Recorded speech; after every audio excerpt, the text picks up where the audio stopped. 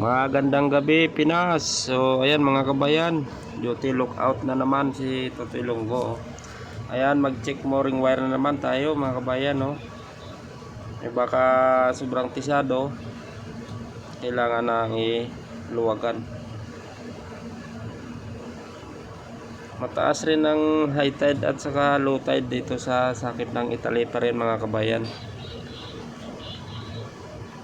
So kailangan ikot-ikotin din talaga itong mga mooring wire. Delikado pagka hindi yan mabantayan.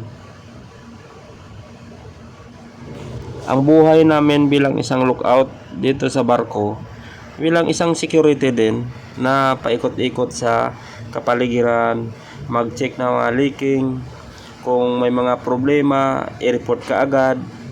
Ganyan lang din yan mga kabayan.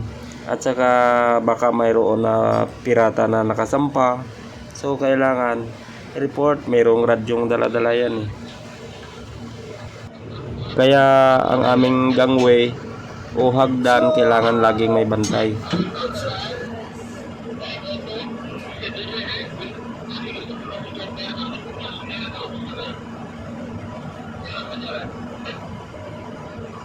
What's up, guys? What's up?